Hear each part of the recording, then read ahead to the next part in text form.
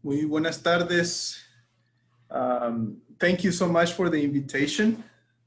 Thank you, Javier, Jessica, Johan, and all the NACADEM group. I would like to start by sharing my thoughts on the topic. As I was reflecting on it, I just came to realize that this was a very long, loaded title. Comunidad Hispana en Misión, circunstancias permanentes y nuevas de la misión en tiempos de crisis, salir al encuentro de los no integrados. Hasta se me acabó la respiración. But I think that it really represents the essence of our ministry, of our mission as diocesan directors of Hispanic ministry. We are a Hispanic community, right? A community that shares, a community that works together. But at the same time, we are a community, una comunidad hispana. We're not a comunidad mexicana, a comunidad salvadoreña, comunidad colombiana. We are a comunidad hispana. Different traditions, different cultures, accents. My wife is from Honduras, and we both speak the same language, Spanish. But sometimes we fight sometimes we have some differences because of the way we communicate. We just understand different things when we express our ideas. But at the same time, as a community, as a Hispanic community, something that unites us is our dreams, our values, and our faith, God. But at this moment, nuestra comunidad hispana is facing, and we say in this title, this Hispanic community en tiempos de crisis. Archbishop Gomez was saying that we are in this pandemic right now, but at the same time, we are facing different other challenges, right? Other crises. I'm thinking about the polarization of society, relativism, broken families, unjust laws, and just about the crisis in our church and the government and society, which is present right now. But in the midst of that crisis, this Comunidad Hispana, we are called en Misión, a responder, as diocesan directors of Hispanic ministry, we are called to respond to this particular reality. And it is right here that I want to share now. I'm going to leave this brief reflection that I had as I reflected on the topic, and just go to the particular circunstancias permanentes y nuevas, challenges, and then a couple of opportunities and best practices. So I've been here in this diocese for about 9 years, and it's been a learning experience. I wasn't, and I'm not an expert in Hispanic ministry. I think the Lord calls us and He gives us what we need to respond to the particular reality that we have. And I also know that each of our dioceses have different realities. Some of the challenges that I see that I face or that I see, and I'm sure that some of us share these particular realities. One is the one that COVID brought to us.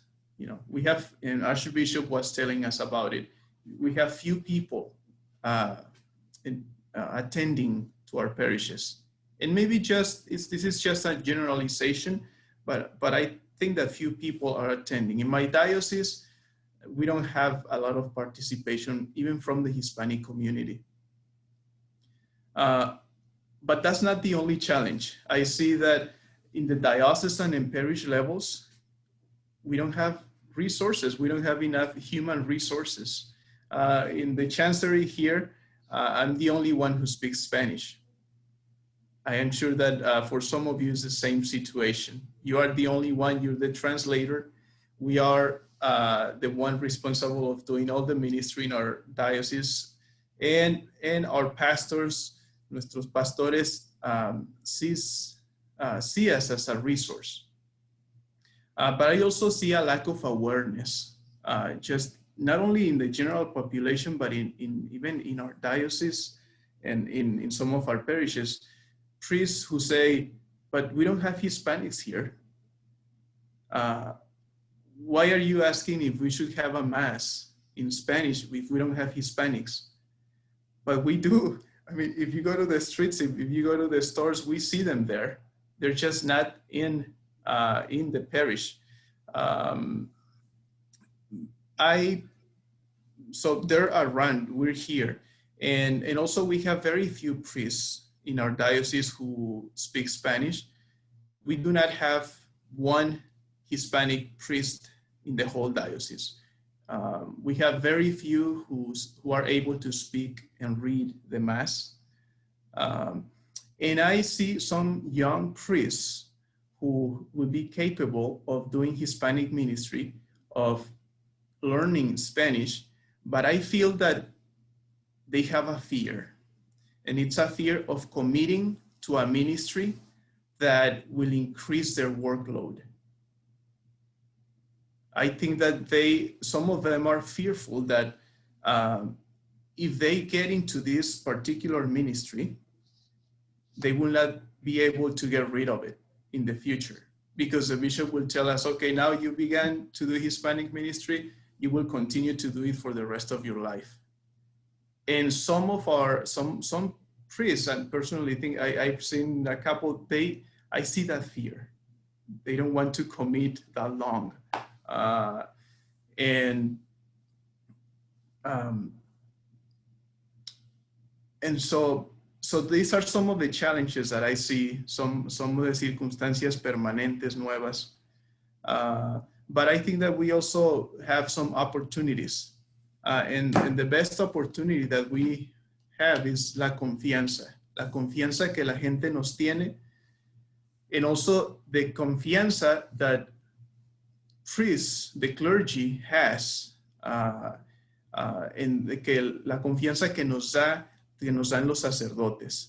They trust in our leadership as diocesan directors of Hispanic ministry. La gente trusts in our leadership. The clergy trusts in our leadership. And that's an opportunity, I believe. It's an opportunity that we can take advantage of and then create new, and just try to figure out and create new strategies and things that we can do to respond to this particular reality together by sharing that confianza.